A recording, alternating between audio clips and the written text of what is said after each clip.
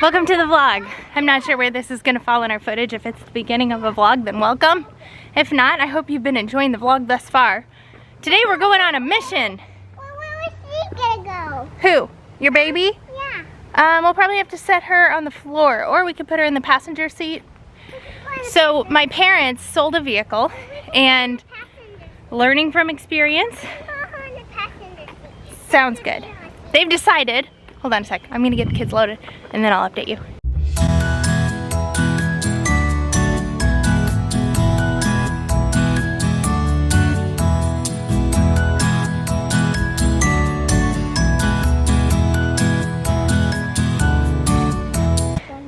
I say hold on a second as if you're actually gonna have to wait.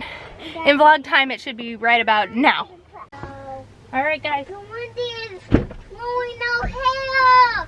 Oh no. Hurry. The wind is blowing our hair. Yeah. Here, I'll put her in the passenger seat, please. It's safest for her to be sitting backwards like this.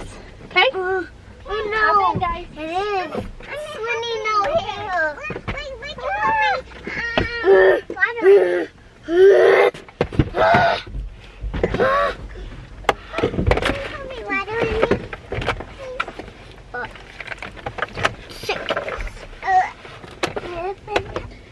Eloise, I'm going to put you right here for just a second, okay? Just you. Sit down right there. Thank you. Who's this doggy though? Who is it? I think it was Lyndle's from yesterday. You want to eat it? Okay. I'm gonna put. You need this. Oh wait, she's not there. Somebody want to eat this? I think Eloise does. He go mine. Eloise wants to eat that. She does. Which it? Which it? Which it? Thank you.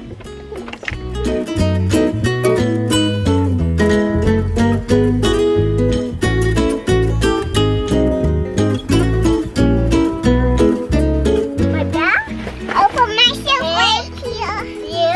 There she is. Where's my water?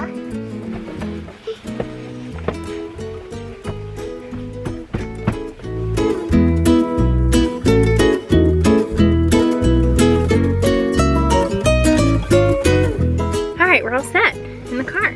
So we are going to deposit the check that my parents got for the car, and they're gonna wait until that clears before they give the person the title. Like how it should be properly done. I guess they should probably even wait like a week to make sure it doesn't just clear, because ours cleared initially and it was almost a week later before they realized it was fraudulent. So I guess really, if you're selling a vehicle, wait like a week after the check clears, or do it, I don't know if it would even, like if they verify the funds if you're standing there at the counter and you're doing the transaction all at the bank. But yeah, there's definitely been stories about how checks have waited a week before they found out they were fraudulent. Here's Brad. Hello? Hey. Hey. Did you figure out the car seat? No. Okay, so are you in the car right now? Well, we're leaving now. That was... So it's really hard because it's like pressed up against the seat. Yeah, I couldn't find it. I couldn't even find it without her in it, like trying to figure it out. I couldn't find it anywhere. Really? Yeah. Yeah. I even looked on the it's back. in there. You just kind of have to fish around with your finger and then That's what he it's said. just awkward. Yeah, it's just awkward because it's hard to do That's what he said also. when it's positioned like that. That's what he said.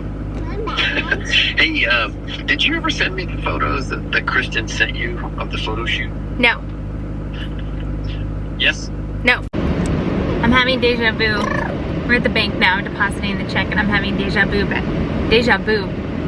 to when I was depositing our check for the van, and it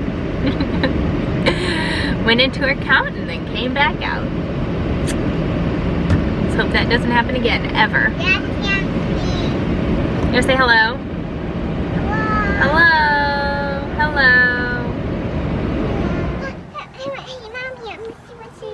Okay. What do we have there? What is that? Okay. So we are having, what are we doing, guys? We're having a picnic. We ran by my office and I did a quick test on their eyes just to kind of see if they're showing farsighted or nearsightedness. And actually I'll update you later. I'm a little bit concerned about Bear here, but then we picked up some McDonald's and we're gonna have a picnic. Do you want to eat it up there? Yes. In our house? Okay, it's so gorgeous out here today, isn't it? All right, I'll meet you guys up there. Okay. Actually, I'll hover right here. Make sure you don't fall, and then I'll meet you up there with this little lady. Are you gonna eat a chicken nugget? Yeah. You have a chicken nugget? Yeah. You wanna take a bite? Bite.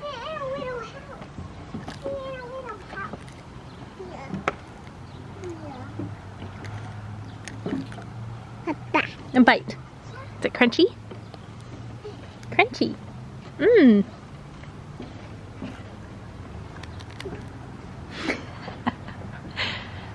Good job, guys. Across the bridge into Lyndle's house. Is that the kitchen? Yeah, this is the kitchen. Okay. This is the kitchen and this is the steering wheel. And that's the steering wheel. Okay, I suppose we should eat our Happy Meals in the kitchen, huh? Sounds good. All right. Picnic time. This is so fun. We should do this every day. After you guys eat some, then we'll open your toy, okay? Are you cold or are you okay? Right on cue. It's borderline chilly. It's in the upper 50s, so we do have our jackets in the car if we get cold enough. Wow. Eloise, what do you have in your hands? A chicken nugget. Can you say chicken? Aw, you're cold. Say chicken. Eloise, what are you doing? Uh-huh. Oh, are you wiping your butt? That is such a dad phrase. Yeah, your diaper. Are you wiping your diaper? Okay. So we have not, I mean, we've talked about it multiple times, but we have not child-proofed our house at all. Eloise is really good at like listening when we tell her no, and she's doing a great job. Oh, thank you, honey. Thank you. So she is currently our little explorer for sure. Speaking of explorers, we don't give these guys a lot of TV time, but they actually went to the park twice today, so we're giving them a little screen time. Watching Little Einsteins. It's a really... Little Einsteins is truly a program I can get behind. It's on Disney+. Really good. Very educational. Classical music. It's great. So today, I'm sure you already know that Rachel and I are both optometrists. A lot of people don't know like what the heck the difference between an optician, an optometrist, and an ophthalmologist is. An optician will make the glasses, help patients pick out glasses. In some states they fit contact lenses. And that's what I started out. I was an optician in the Army. And then as an optometrist, we are doctors of optometry. In I think all states now, we prescribe medications, antibiotics, steroids. We treat glaucoma. We don't exactly treat age-related macular degeneration, but we kind of do, as in like recommending vitamins and supplements for patients that suffer from age-related macular degeneration. We watch them. We do a lot of tests on them. And then, so there's two forms of age-related macular degeneration. There's dry and there's wet. Once a patient develops wet age-related macular degeneration, then we send them over to the ophthalmologist for treatment. Ophthalmologists go to medical school. We go to optometry school. So we do 4 years of undergrad and then 4 years of optometry school. An ophthalmologist, medical doctor, go to medical school. So they do 4 years of undergrad, 4 years of medical school, and then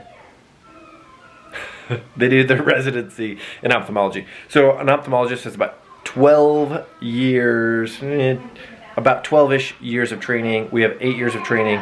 And so that's the main difference. Ophthalmologists do surgery, we do not, in most states.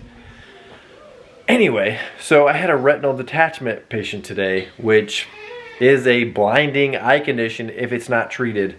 And there's a bunch of different retinal detachments. I'm sure they'll comment if you've had a retinal detachment before. but his was gnarly. It's crazy when we look with our slit lamp, which is like our microscope that we use, and see like, so with a picture we can see in 2D, but with our microscope we can see in 3D. So it's always crazy to have like a retina bubbling out at you and these vessels like coming at you. So it's like days like today where it's like really fun to be an eye doctor. And it's good and it's bad being an optometrist because we're primary eye care providers. So, you know, patients come to us for glasses and contacts, and, you know, like a retinal detachment, we're the front line, you know, workers that see them and then send them straight to the retina specialist. A retina specialist, those are, I mean, that's like 15 years of training. And honestly, I haven't met a retinal specialist that hasn't been awesome. It's really hard to become a retina specialist, and they're really good at what they do, generally speaking. So, you know, today is just like one of those days where it's like really fun. It was really fun, really neat. Like, I'd probably save that patient's vision, you know, for the rest of his life. He won't be blind because I got him in the same day to see the retina specialist to get surgery. So it's really cool when you see a patient like that and you're like able to save their eye.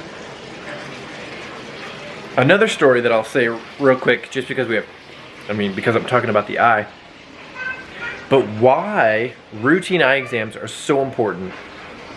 Because you can just go online and renew your prescription, which I think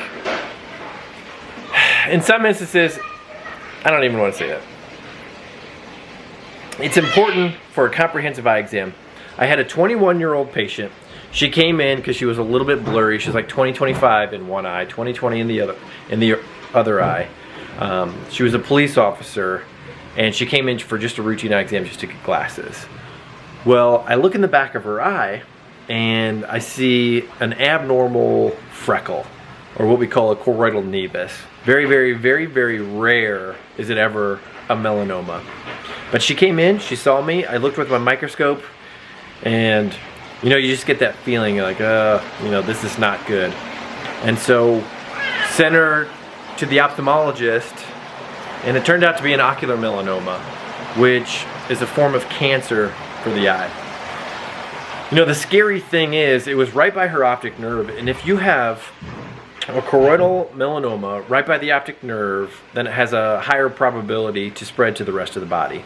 She's only 21 years old, and so luckily we caught it. It didn't metastasize, didn't spread, and so, you know, probably, I don't want to say I saved her life, but I mean, we don't know. If she wouldn't have come in, we never would have caught the cancer. It could have spread to her lungs or her liver or any other body part, and who knows how it would have turned out. So it's like days like that where it's just really cool to be in our profession. Bear, we have you set up over here. Junebug, we have you set up over here, honey. Do you guys know what today is? What is today? It is Grandma E's birthday. So let's call her and sing her happy birthday, okay? Okay. This is Linda. Hello. Hello. We have some people that want to sing.